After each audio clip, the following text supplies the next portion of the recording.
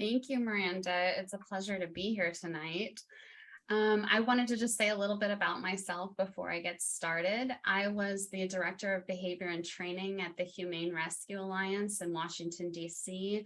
from 2013 to 2021. And during that time, I worked with the ASPCA Behavioral Rehabilitation Center in Asheville, North Carolina, to develop HRA's first intensive program for severely fearful dog rehabilitation. Additionally, I started and ran a prison dog program at Patuxent Institution in Jessup, Maryland, and I've taught everything from obedience to reactivity, and provided ongoing support for adopters, fosters, and the Washington, D.C. community over the years. I also worked closely alongside and completed a formal mentorship program with Tracy Krulik, who owned Separation Anxiety and Beyond. And I worked with her over the years in helping our foster and adopted shelter animals. And after leaving HRA, I became a trainer for Separation Anxiety and Beyond. And I continue to support shelter animals by taking on separation anxiety and other behavior cases in foster homes right now. So with that, I will get started. Thank you for joining me today and for the webinar. I want to discuss with you why separation anxiety is only a partial explanation for the distress many animals feel when left alone, and how I have helped dogs in a variety of living situations to overcome it. And you may be all too familiar with this kind of thing, so get ready.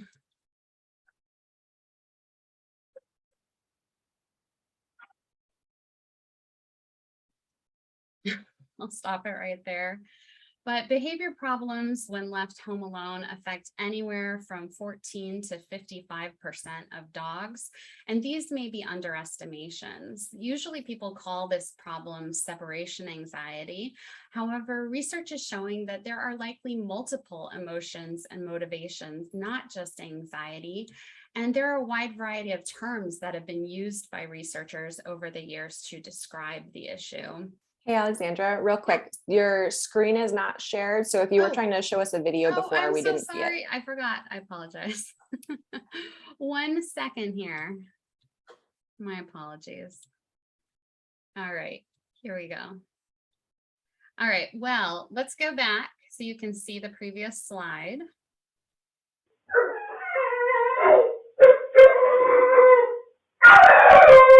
All right, so there we go.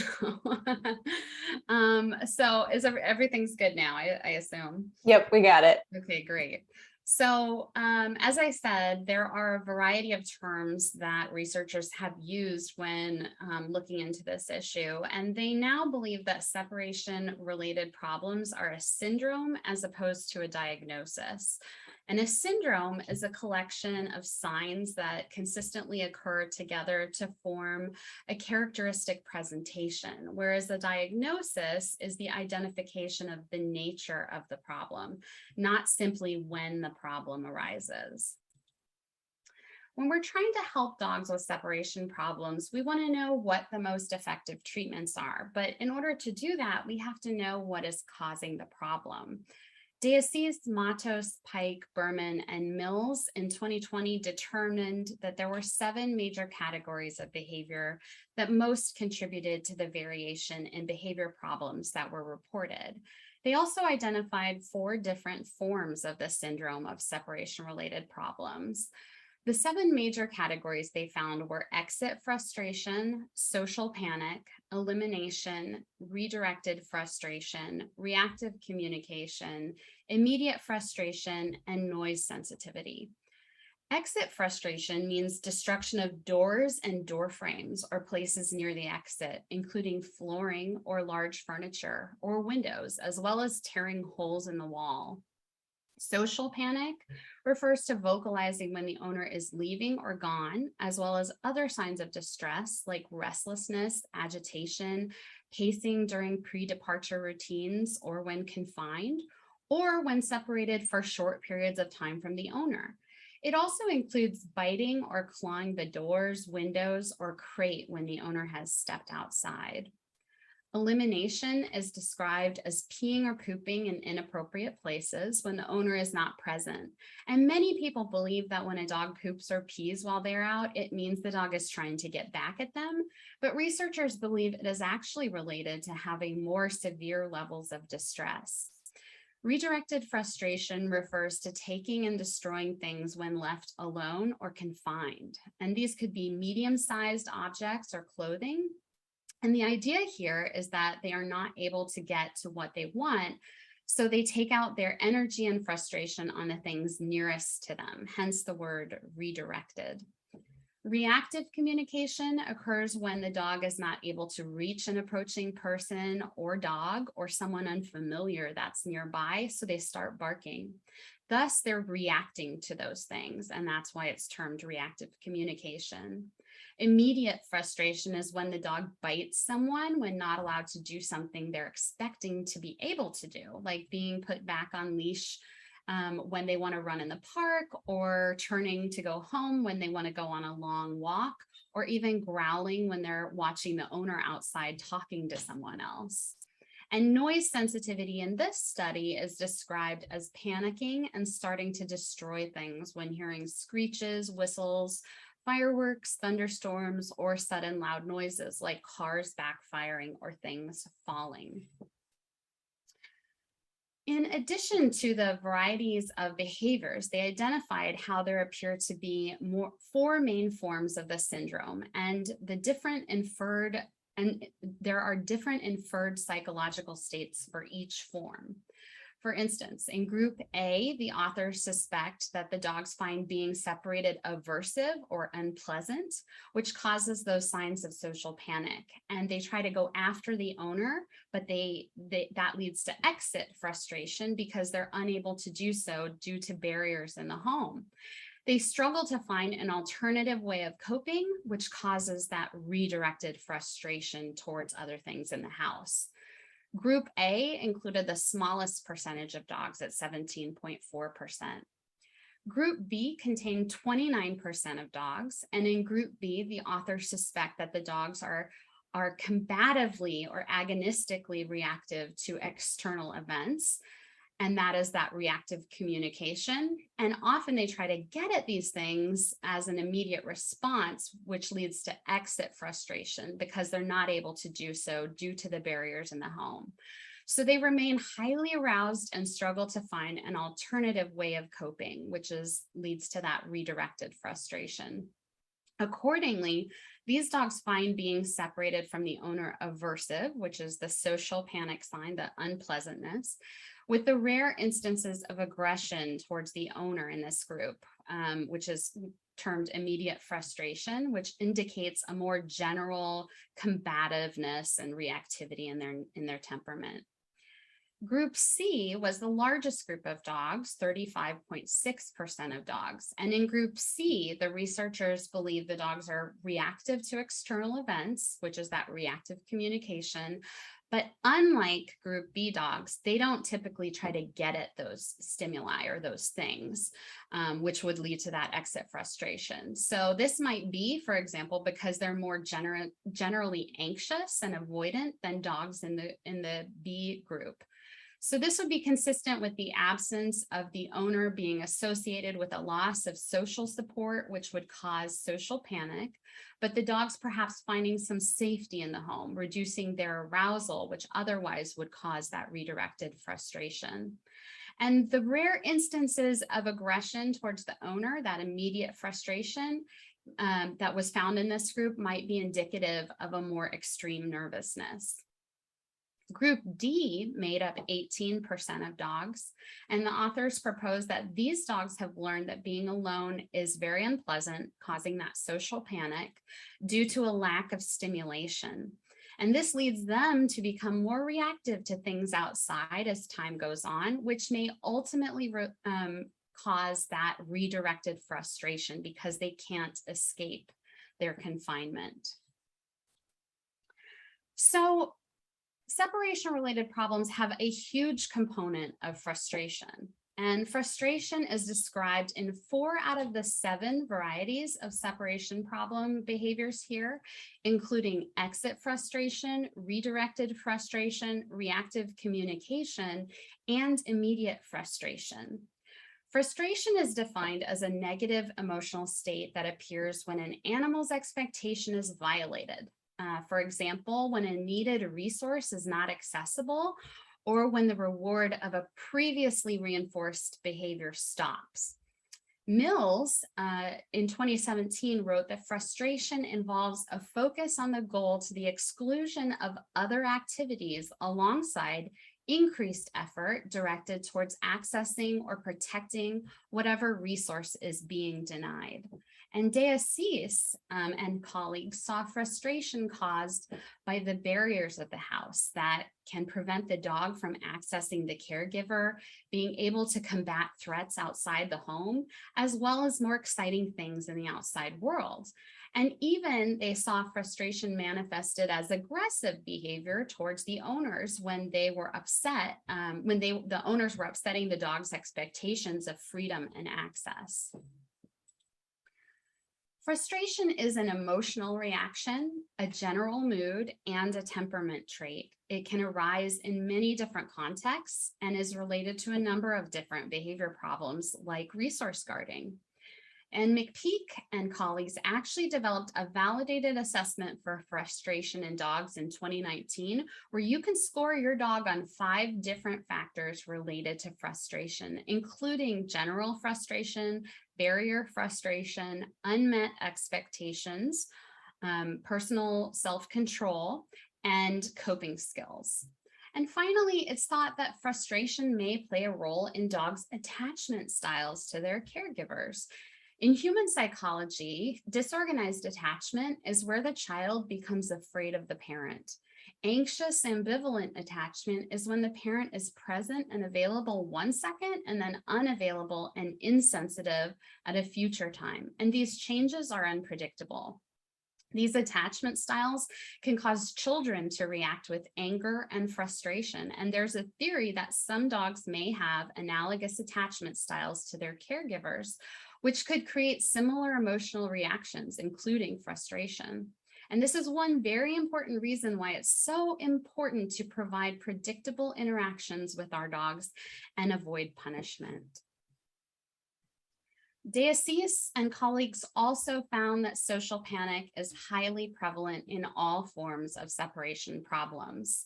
So there's almost always this component of anxiety or panic around losing the caregiver or close companions. Dogs were not evolved to live by themselves. They're used to living in groups. And so this type of social experience is something that they have to be accustomed to accept. It is not normal for a puppy to know how to stay confined by themselves for hours at a time. And it's something that needs to be learned. Researchers have speculated that separation problems happen because dogs are, quote, hyper or over attached to their owners. However, there's no definition of hyperattachment in the human literature, which makes it more complicated to understand. It has been described as either never having learned how to be independent from a parental figure, initially the mother dog, and then eventually transferring towards it to a human, or becoming emotionally dependent again on someone after significantly negative life experiences, such as being rehomed. Thus, the dog attempts to maintain access to the caregiver to remain emotionally stable. It's difficult, though, to determine what would qualify a dog as being hyper-attached and how that affects separation problems. Signs have included following the owner around the house, wanting to maintain close physical contact, becoming upset when the owner moves away from the dog or prepares to leave the house, excessive greetings upon the owner's return, and initiating owner interaction. However, dogs without separation problems also do these things. So studies disagree on whether these signs are relevant to separation problems. Connock and colleagues in 2011 actually found that dogs with separation problems did not greet their owners more excitedly than dogs without them, nor did they gravitate towards the owner's things in preference while the caregivers were gone. However, dogs with separation problems did have trouble calming down in comparison to dogs without them when the owners returned. So, this idea that the owner is the base of emotional stability is still questionable. And as I mentioned before, evidence for other theories, such as insecure attachment between dog and caregiver, could also be the case. In addition to fear, anxiety, and panic that would be related to the loss of an attachment figure, there are also negative emotions triggered during separation problems when the dog thinks there's an external threat. In the DSC's paper, dogs in groups B and C responded combatively to or responded to external threats with high levels of reactivity. However, group B dogs were more combative, showing more frustration-related behaviors than group C dogs, which seemed more fearful. A few dogs in all groups showed fears of noises as well.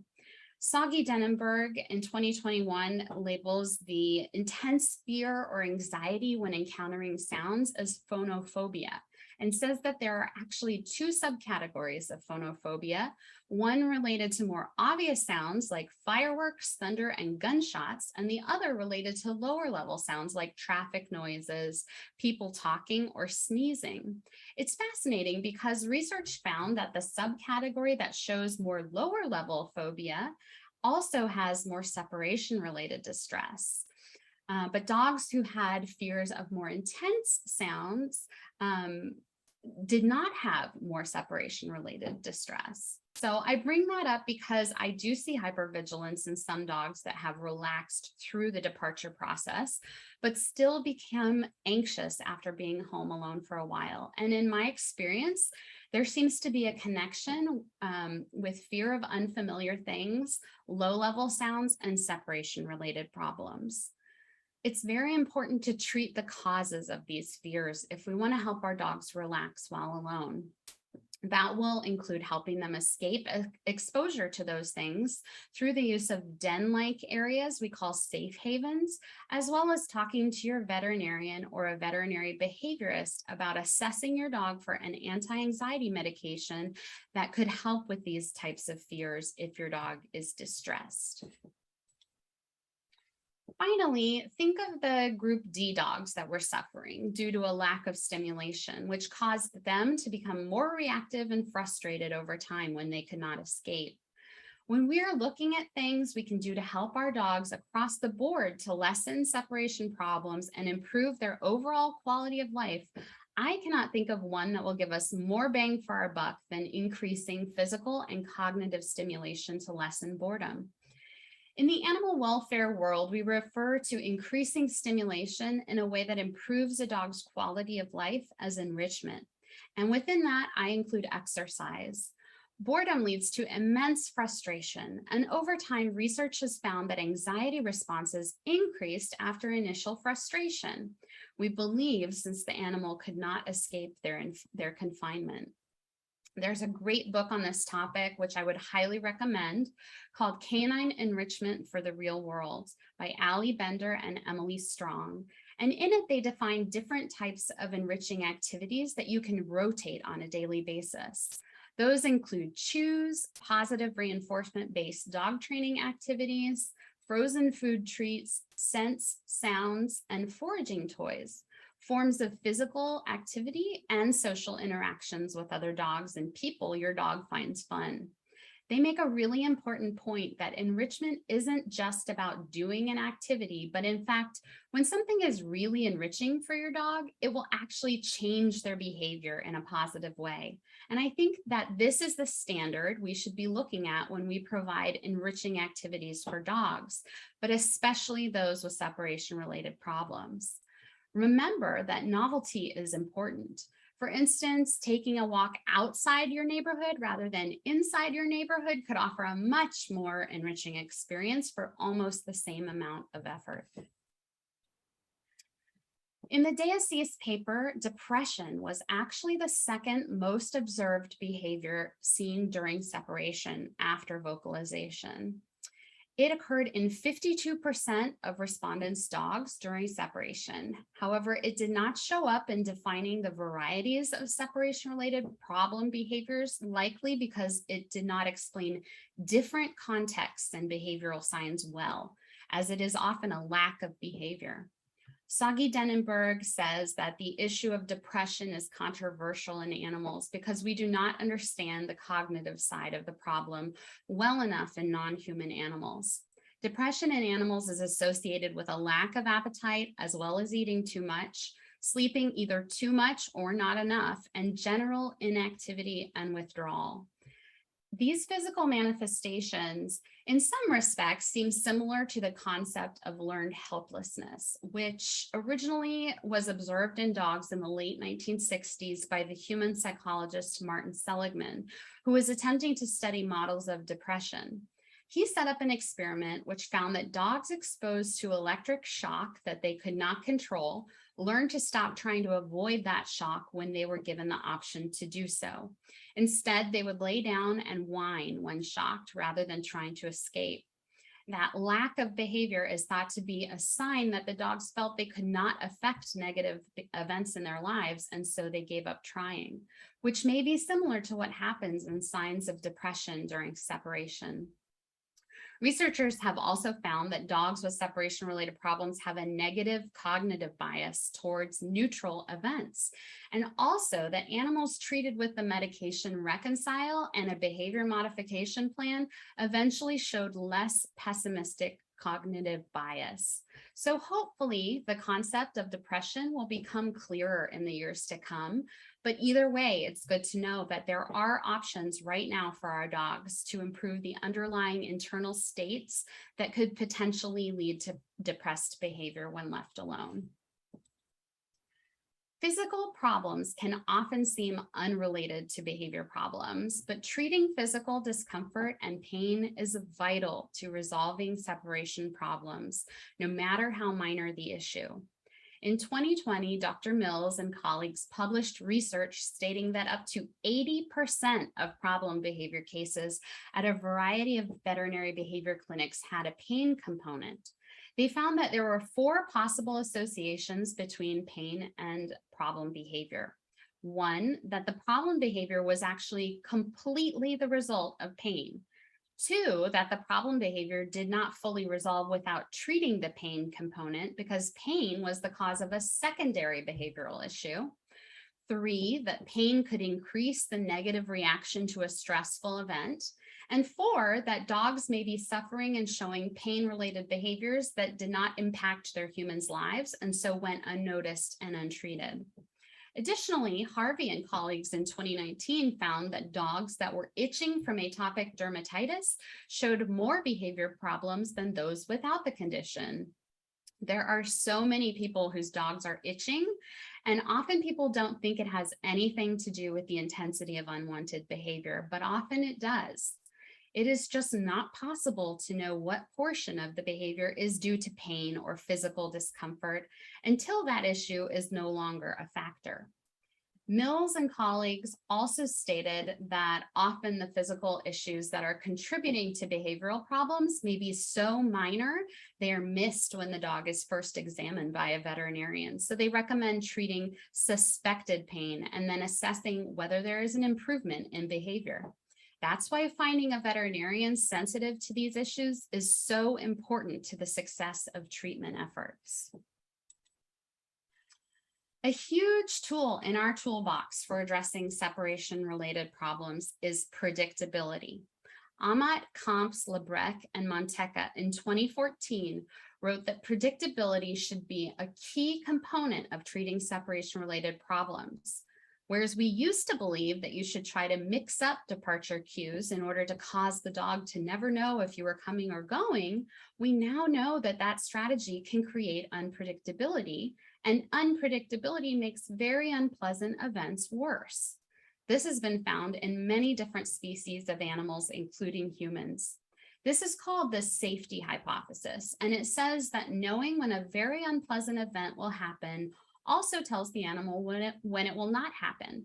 When an animal cannot predict when something really unpleasant might happen, They can't be at ease even when that thing isn't happening, which leads to chronic states of physiological distress. However, if you introduce cues in the wrong way, signaling a bad event can cause a frustration response. So we will discuss how to implement signals so that we minimize frustration in a moment. It's also important to understand that the more tip-offs we give to an animal, the better they can predict what is about to happen. And so they will remember a context if it is emotionally relevant to them, such as when it's really unpleasant. This is one reason why we want to try to separate the place we train from where an animal may need to spend time during an emergency. Sometimes it's not possible to actually change the locations, but adding an emergency cue will help. And the more cues we add, the more context we create, the more predictability we give our dogs. So now I want to cover an issue that comes up so frequently with people having separation related problems with their dogs. And that is they're using a crate or a little pen and have not tried just leaving the dog outside the crate in a large dog-proofed room. Sometimes doing this will solve all your problems. So it's worth trying if you haven't. And I love crates. They are great for potty training and also make wonderful safe havens, which are those secluded den-like resting places, as long as the door is left open. However, when the doors are closed, they tend to magnify separation problems, and the issue is not solved by formal crate training. Placing a dog in a crate creates another barrier, and so that is why there is often a frustration response. It may be possible to put a dog in a crate in an emergency situation if and only if it is already in use, the dog is not injuring themselves, and they are also taking a situational medication that works. Otherwise, closed door crates are just not helpful and can have a really negative impact on the dog's quality of life, safety, and your recovery efforts. Instead, we want to give the dog use of a couch or comfy bed in a dog-proofed room. These options decrease that barrier frustration and give the dog more autonomy. The couch bed options are where we also want to do departure training and eventually leave the dog alone when they're relaxed. Recovering from separation-related problems takes time. Each dog is different and progresses on their own schedule, and it's important to think through how you're going to live your life during that time so that the work is sustainable and your dog makes the most progress during training. To that end, I want to talk about different ways of managing your dog when you need to leave the house during the training process. Pet sitters can be the perfect solution for dogs that don't get along well with other dogs. You can advertise in college forums and often find students who are willing to study at your house or let you bring your dog to theirs. Having a few is very helpful in case one isn't available at the time. For dogs that do well with other dogs, daycare is a fantastic enrichment opportunity, and there are daycares that often have more structure and one-on-one attention, especially for smaller, more fearful dogs.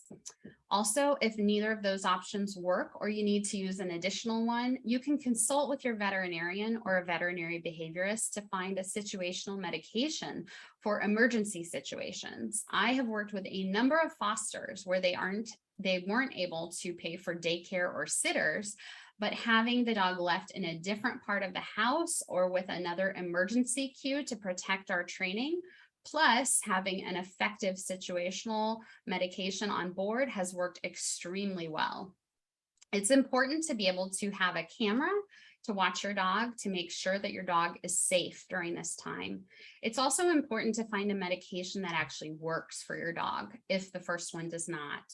There are a variety of different medication options, and just like people, not every medication will work the same way on every dog. So talk to your vet or work with a veterinary behaviorist. So how do we approach recovery from separation-related problems? I like to think of the overall plan as the 3 T's: treat, train, and track. I'm going to make sure that all known and suspected physical issues are checked out thoroughly and treated by a veterinarian. Additionally, I will often want to enlist the aid of a vet familiar with behavior medications to assess any potential psychological conditions that add to chronically high arousal and negative emotions during periods of separation, as well as other areas of life. Because the animal does not just lose that baggage from their other experiences when they're left alone. They actually take that with them. So having a vet that is really sensitive to treating pain and physical discomfort, as well as one that's familiar with different types of anxiety medications, is really helpful. Then I'm going to work on decreasing the negative emotional responses in the dog by making the leaving alone process very clear and also very relaxed. I want to work on providing clear contextual cues to the dog in a way that will not be too overwhelming for them. And I want to focus on building relaxation while desensitizing and habituating the dogs to the departure process. Finally, I'm going to track all my steps in my training plan, as well as the dog's responses to each step and any health, exercise, or enrichment the dog received. Anything out of the ordinary that happens each day, and any alone time outside of training so that I can watch trends over time. So now let's take a look at and talk about building predictability and relaxation into the departure process. We can use multiple signals during the training process to let the dog know they can relax. These include things like allowing the dog up on the couch if they're not showing aggressive behavior on it, as well as providing them with an open door crate or comfy beds. You can use multiples of these things in different locations where you think they'll be most comforting to your dog. Use the TV, radio, or white noise to block out sounds of environmental triggers. Use odors that are relaxing or smell like people the dog feels safe with. You can leave out toys, especially if your dog is already able to relax in the training process. You can cover windows that may have people or other dogs or animals walking by that could increase the dog's arousal or sense of concern. And we will also use what I call a safety cue object and what I call warm-ups during our training process, which I'll explain further soon. So finally, if you do need to leave your dog alone in between training sessions, it's very important to have emergency situation signals as well. And these should be different than your safety cue signal. These could be leaving your dog somewhere other than where you're doing the training, as long as they won't injure themselves, or putting up an emergency situation signal, a specific one, which I will talk about in a moment. So when we start our training, the way we avoid frustration is the very first thing we're going to do is put out our safety cue. This is an object that should be obvious to the dog, but which won't be played with like a toy.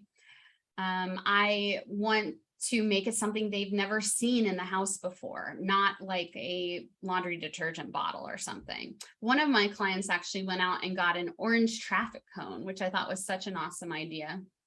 I decided to start using this after hearing a great webinar series by the veterinary behaviorist, Dr. Sarah Heath. However, I introduce it differently than she does in a way that fits my training process, and I think takes some of the guesswork out of it, and also does not create frustration, which is the main concern most people have with using this type of a cue. The safety cue will only be used during the departure training, which is a gradual process. The safety cue also teaches the dog that you will not be paying direct attention to them, but that you will be sitting with them and then getting up and then returning. And this cue and training process tells the dog that they can relax and they will be safe. Eventually, you'll be able to put out this signal and then just leave, and it will be a constant visual reminder to the dog that you are leaving and coming back in a way that will not be upsetting to them.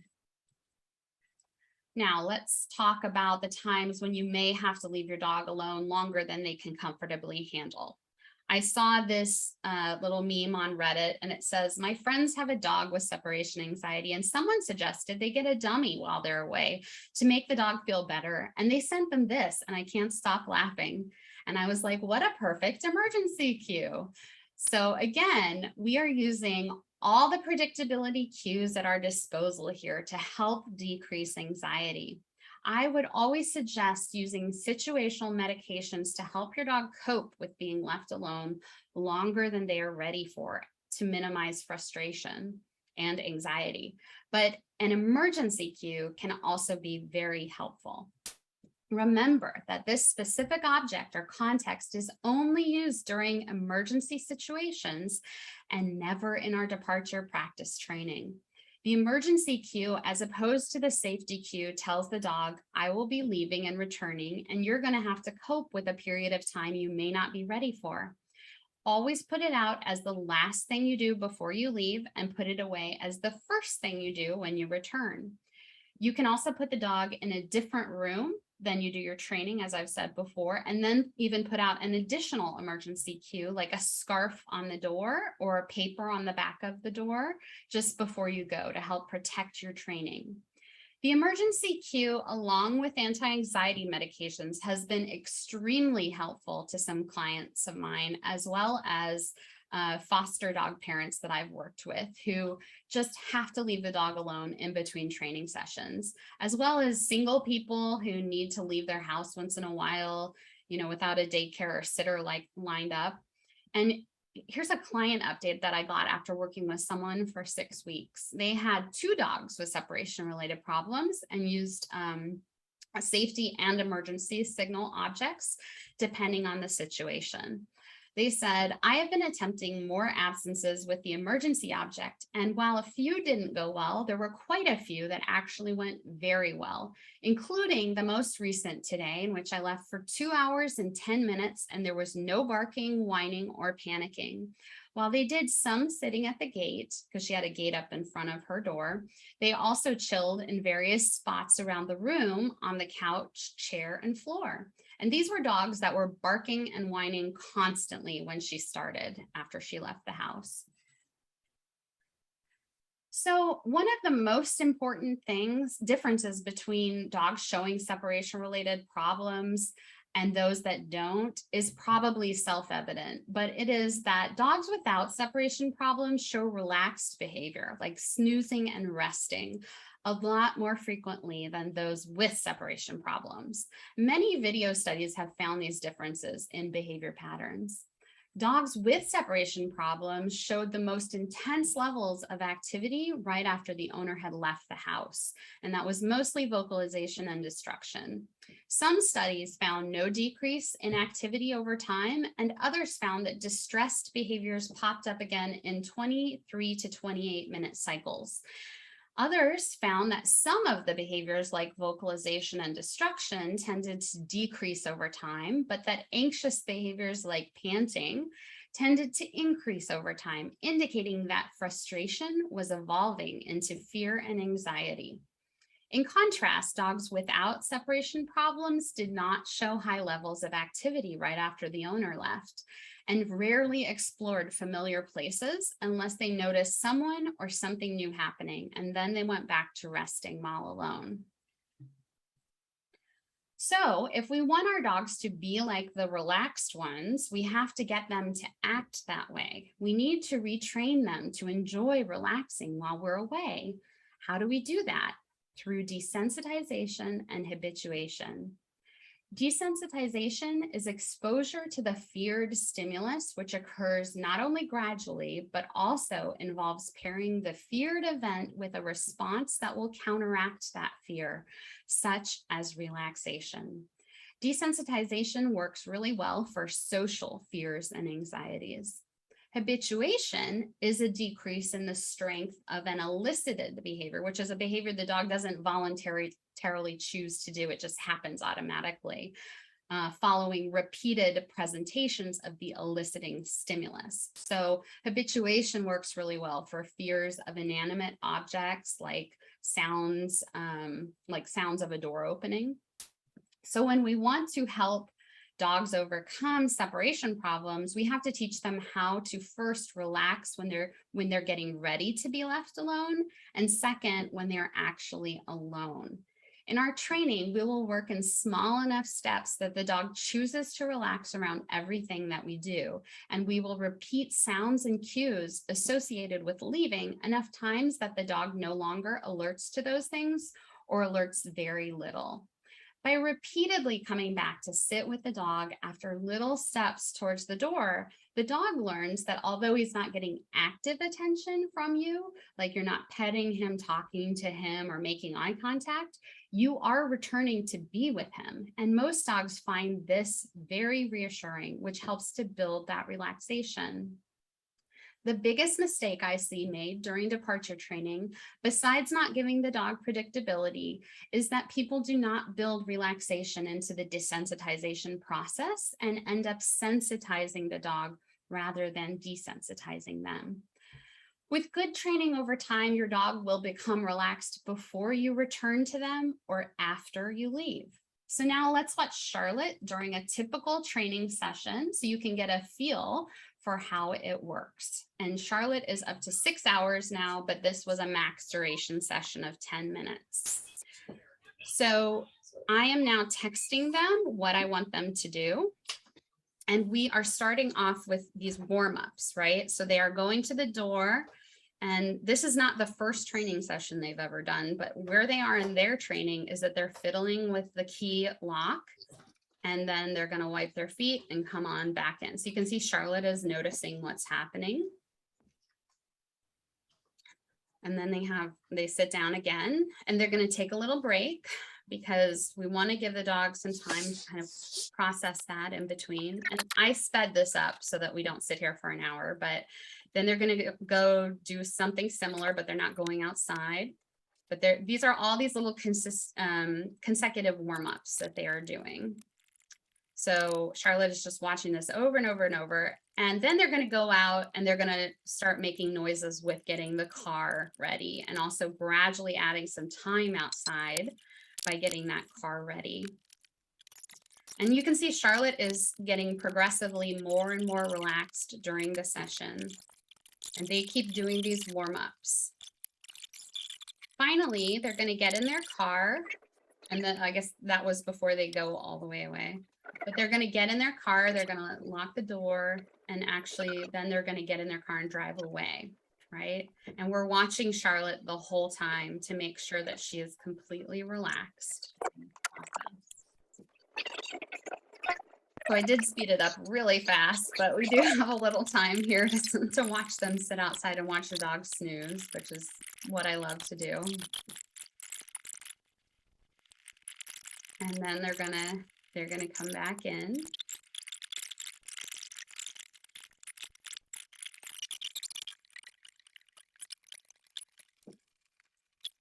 Here they come. And they're gonna take everything, put everything back as they would. And go back into the house. Right. So working at the right level of difficulty is very important for making progress. And, I like to make sure that the dog is usually not getting up during the process, that they have lied down, and maybe their head comes up and they're watching, but they're not getting up and following the person around. So as we work, there's a process of skill acquisition. So you can see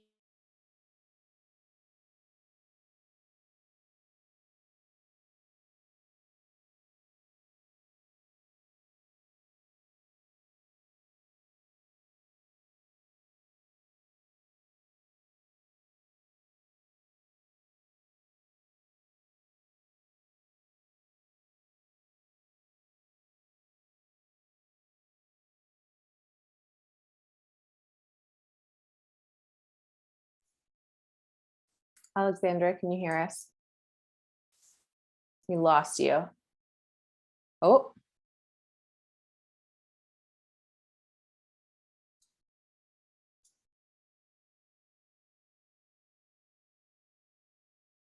Let's see. Give us just a quick second to get her set up again.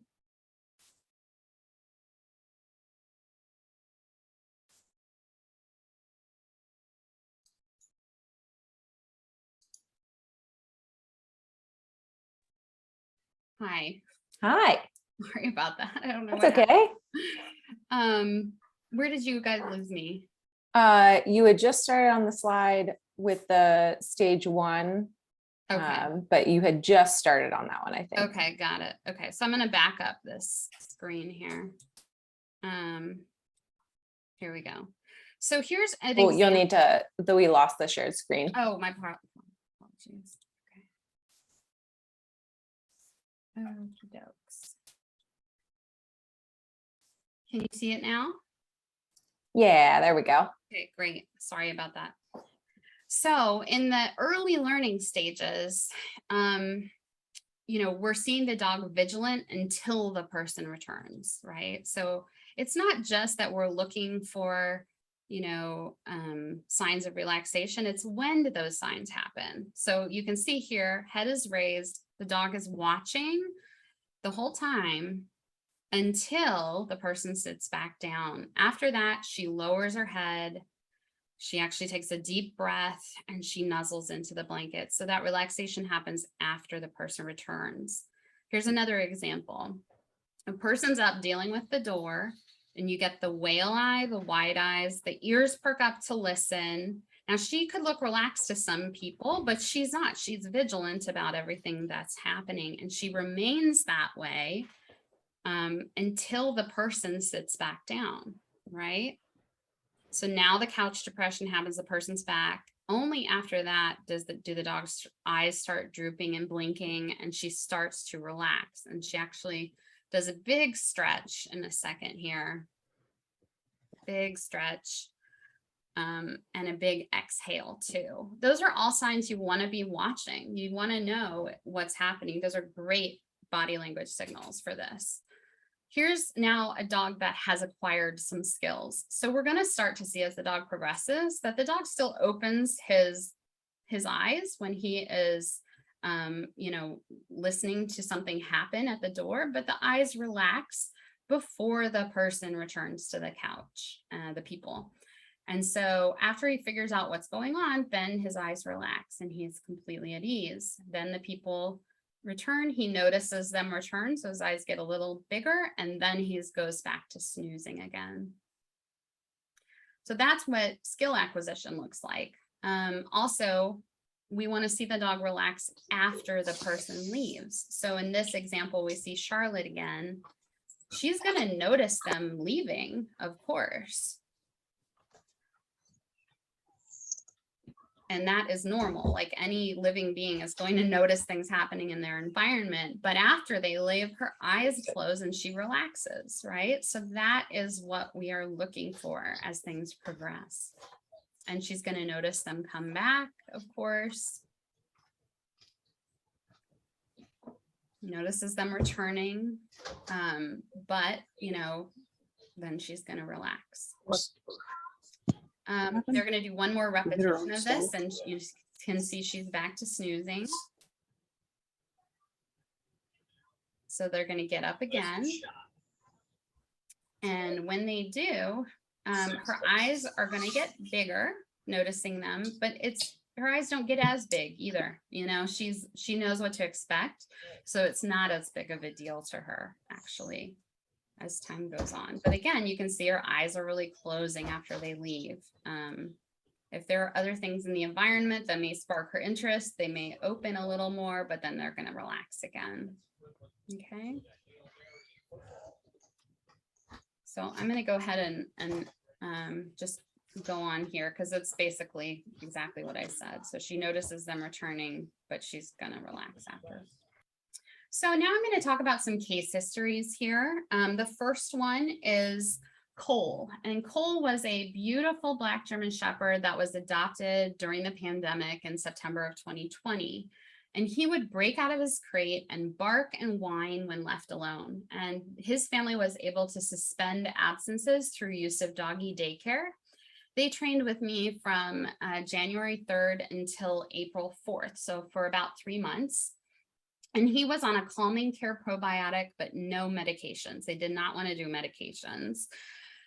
For 33 days, we worked on his pre-departure routine. And the noises outside, just outside the house as they were leaving. So they had a set of double doors.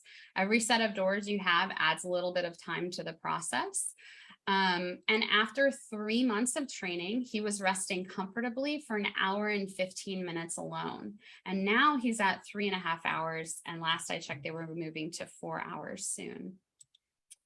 So here's his training graph. And I just think it's so helpful to share this so people have an expectation of how the training progresses.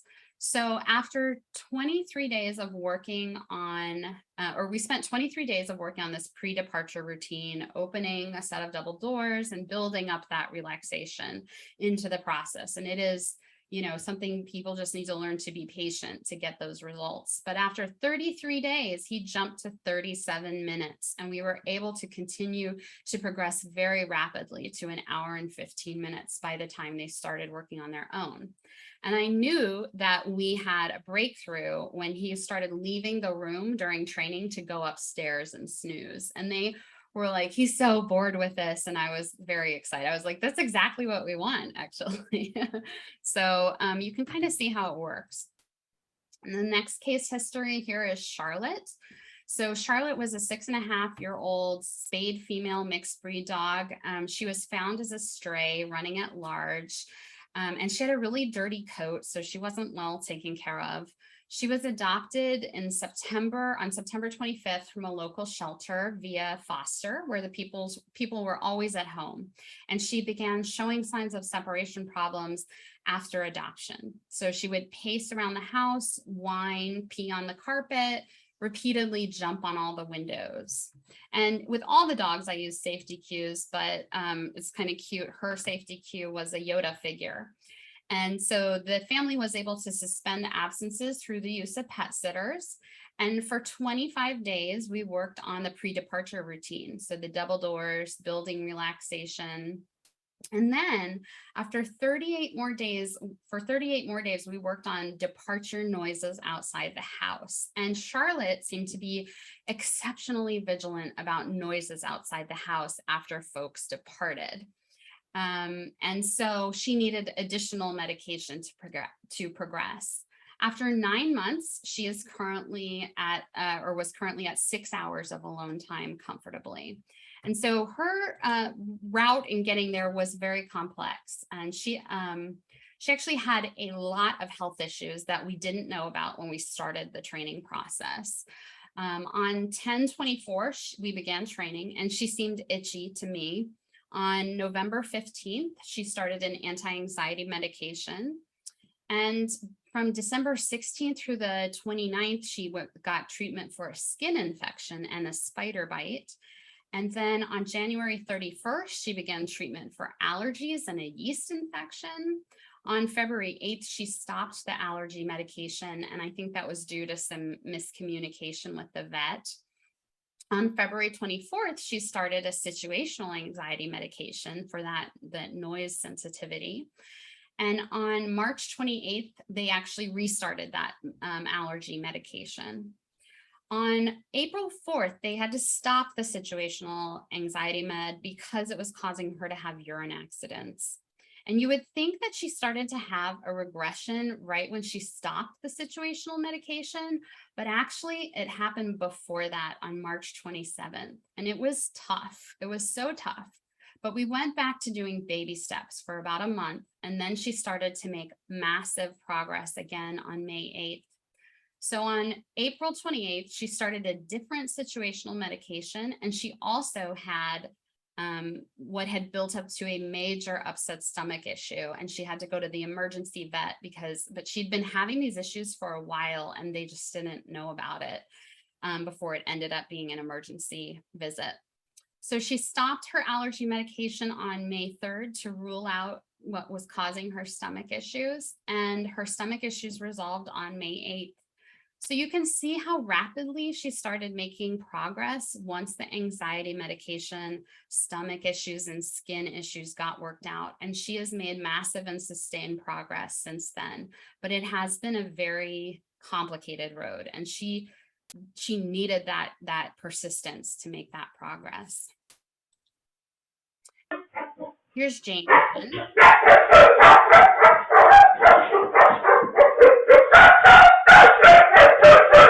I'll stop it there. There's only so much I can take with that horrible noise, but you can see the saliva on the floor, and she destroyed the door in her. This was at her foster home, and this was when the foster had to go to work. Okay. And here's her background. So Jane is a dog I worked with completely in foster home. She was surrendered to a shelter for the second time on February 6th. She had skin issues when she was surrendered, which we started treating at the shelter, or they started treating at the shelter immediately. She was chewing on the fencing in her run and jumping at the door, whining and crying, trying to escape, nipping and biting to avoid being confined in her kennel. And she was placed in a foster home on March 5th. The foster had another dog that she was too rough with sometimes, so they had to be left separated when the foster wasn't at home. And in the foster home, Jane scratched the door and damaged the door frame trying to escape, as you saw before. She whined, wailed, howled, screeched, and panted when left alone, and urinated several times. On April 7th, she was transferred to another foster home and then returned to the shelter for medical care on April 23rd due to vomiting and diarrhea, which is very commonly seen in these dogs. She tried to bite the staff when they were placing her back into her kennel, which is that immediate frustration, while lunging and trying to escape the kennel. And the vet techs reported that she bit metal on the door and the door frame and began screaming and barking in the kennel. Her original foster then took her back starting on May 4th, and she was still showing all these signs of separation problems and also jumpy, mouthy behavior. Since she went into the shelter, she was on situational anti-anxiety medications for a variety of stressful situations in the shelter. And she started an allergy medication for itchiness also back in February 18th, as well as an anti-anxiety medication, another one on April 28th. I didn't have contact with her in the foster until May 11th. And I gave my behavior recommendations at that point, which was actually to work very closely with the shelter vets and to be very persistent about treating the visible rash on her belly and any continuing itchiness. And the vets at the shelter were wonderful. They put her on a prescription diet. They gave her multiple allergy treatments and medicated baths. So I worked with Jane and her foster on desensitization and habituation between June 10th and August 3rd with the safety cue, which was a golf club. And we did 4 Zoom sessions together, and I provided the foster with 21 training plans, which she did on her own. On June 28th, the vets added an additional situational medication that was only used when the foster went to work, not during our training sessions. After 7 weeks of work, she was resting comfortably during training sessions for 2.5 hours, and she was able to stay comfortably home alone for 8 hours with additional situational medications.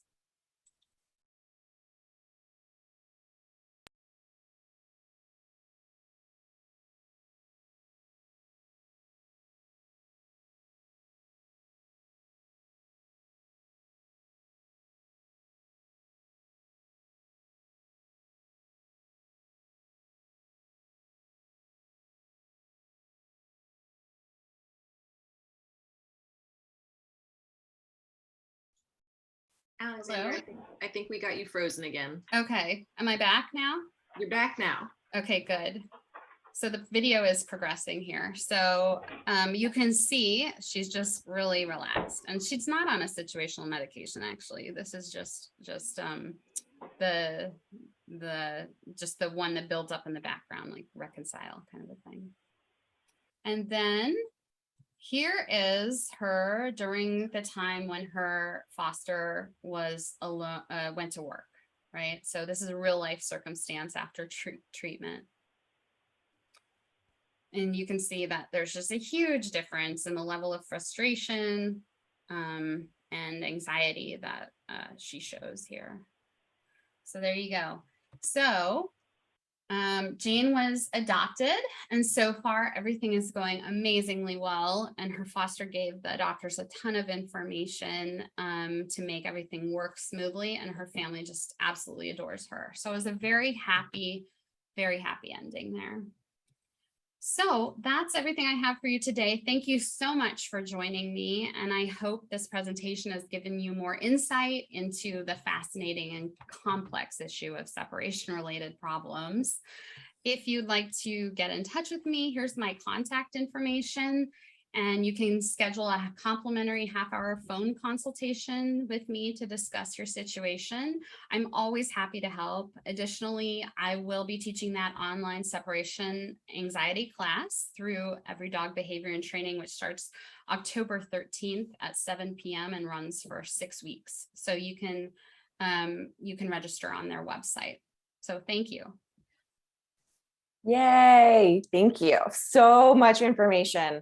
I think a lot of folks learned that there's actually science to a lot of dog training stuff, which is pretty fun. If you have questions, please put them in the chat. I'll give you a couple seconds. I know we had some questions already, but I'll give folks a chance to put some stuff in there. Sure. As a reminder, I did put the links in here for if you want to check out the class, it's everydogaustin.org/classes. We do have some cool webinars coming up soon. If you go to everydogaustin.org/webinars, you will see those. And my hope is to get this out, the recording out tomorrow.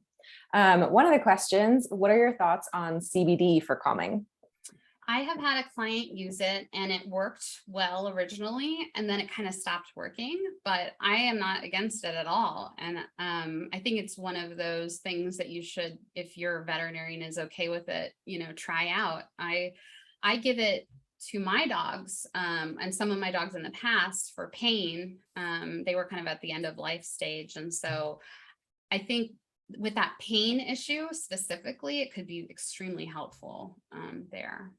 Yeah, just from what we've heard from veterinary behaviorists who've worked with us and come on, I almost said on the podcast doing webinars. So far, it seems like the main issue is that we just don't have any real research on CBD in dogs, and a lot of the CBD products are not, you don't necessarily know what you're getting. Yeah. So a lot of the concern is less about like it's going to do something super awful to your dog, but more that if your dog seems to need some help, that looking for something that is actually supported by the science that the veterinarians are using tends to make more of a difference. So the veterinary behaviorists in general are like, we know that CBD is really popular, but we just don't have the information yet to know what it's going to do well versus some of these other drugs that have been really well tested for it. So yeah, makes sense. There's Dr. Leslie Sin, I think, is the one who has a whole webinar about what is it? It's like the myth, the madness, or there's something about like the magic of CBD in dogs. But hopefully in the next 10 years, we'll know a lot more about what it can do. Yeah. Someone asked, can you share more advice for scent enrichment?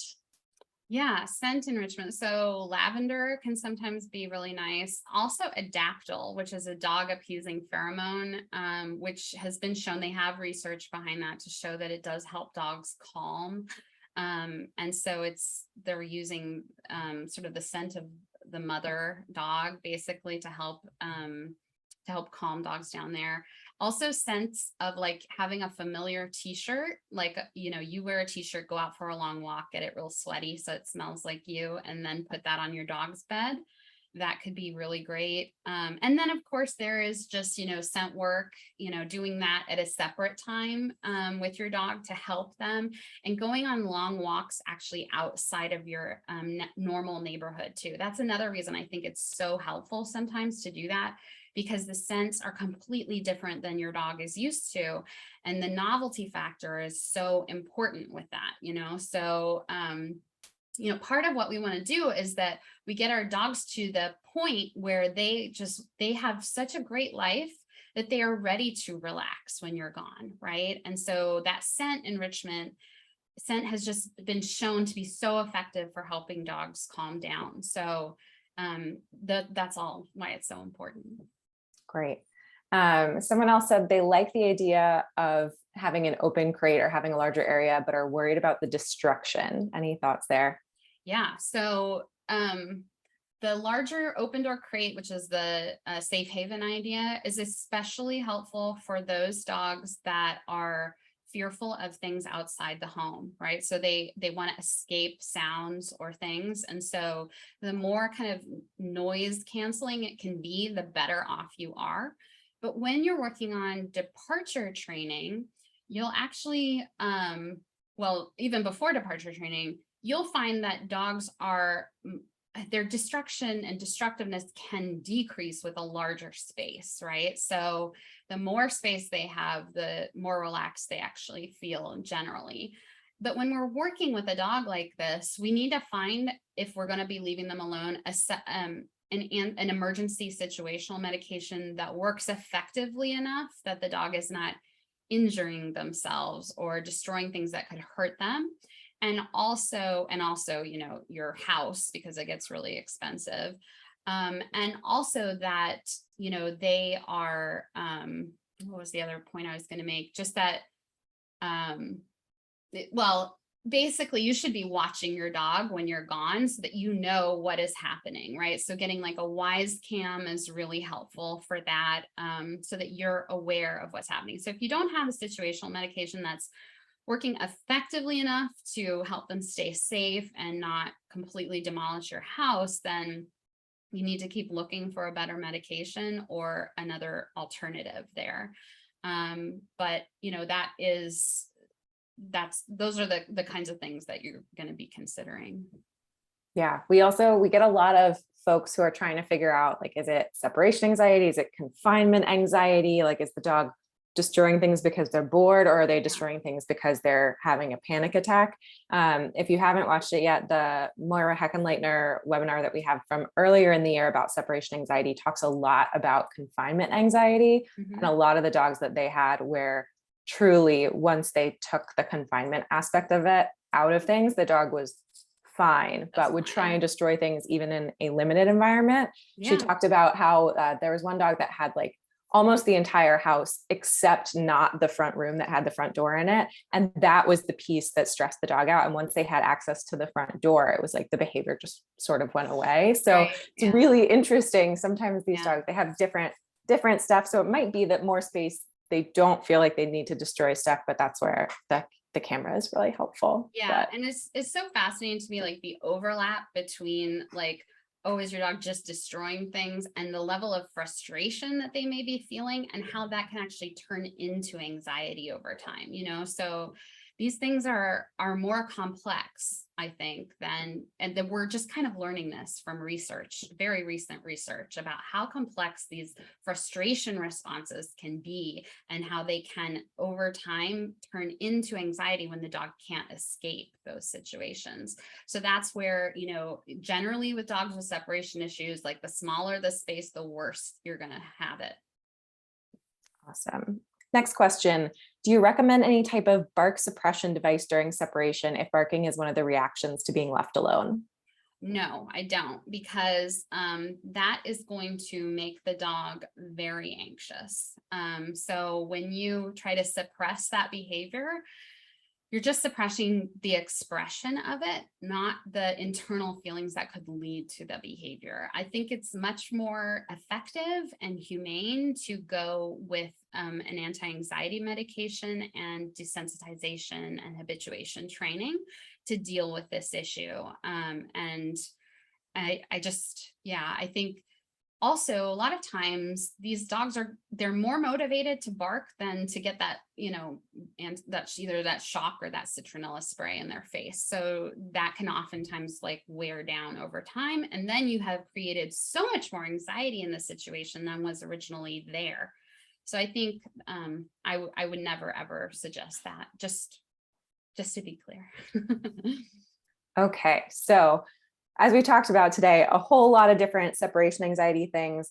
There's a lot in common. There's a lot that's different, right? So this is not intended to tell you all the things to treat your own dog, but certainly if you're struggling with these things, you can reach out to Alexandra, you can reach out to us, you can sign up for the class that's coming up, find a local separation anxiety trainer near you.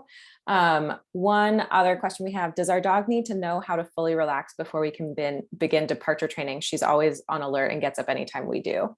So that is where, no, she doesn't, because that's how you build that relaxation into the initial training process. At least I do, right? So I'm putting out my object and then I'm just like standing up, sitting down, maybe walking 1 step, sitting down, 3 steps, sitting down. I am gradually building towards the door until I have the dog laying down. Maybe the head is up, maybe watching, but over time, the eyes are relaxing, the head is more and more down.